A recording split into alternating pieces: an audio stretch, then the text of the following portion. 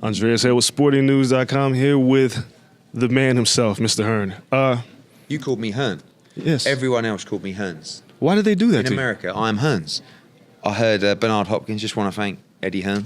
He did do that, didn't he? He did. Everybody calls me Hearns. I quite like it. Like Tommy Hearns? Exactly. Okay. Not quite as good fighter as Tommy Hearns. So let's talk about the fight this week. We got Canelo fighting. Obviously, you've got some guys that are in line.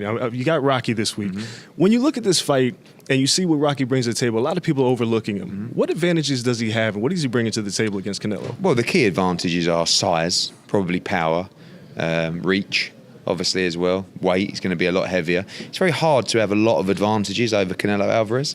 He's incredibly skillful. He punches hard himself. He's a great combination puncher. He's got a great chin.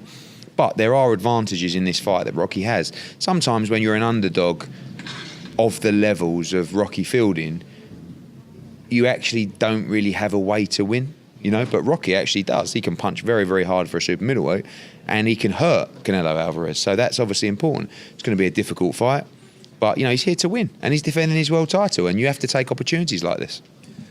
What would a win do for Rocky Fielding's career? I mean, it would make him, one of the pound-for-pound top fighters in the sport of boxing.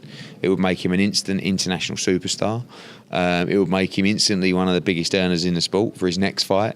You start talking about him in all those big fights. So you have to understand the motivation to him in this fight. He's a young man. He's not been through his career and he's looking at this as a little payday for him. The money's totally irrelevant in this fight.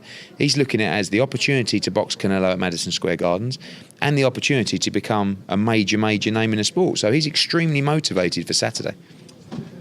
Would you say, we just saw that ESPN put out the Buster Douglas, Mike Tyson documentary. How big of an underdog is Rocky heading into this fight? Probably those kind of levels, he takes a lot of encouragement from those kind of nights. There's another Brit called Lloyd Hunnigan who beat Donald Curry many years ago. He was a similar underdog to Rocky Fielding. And like I said, when you can punch and you have the size advantage, that there are ways that you look at it, and I don't expect Rocky to outskill Canelo. I don't expect him to outspeed him, but I do expect him to outsize him. And if he can use those attributes well, then I believe he has a shot in the fight.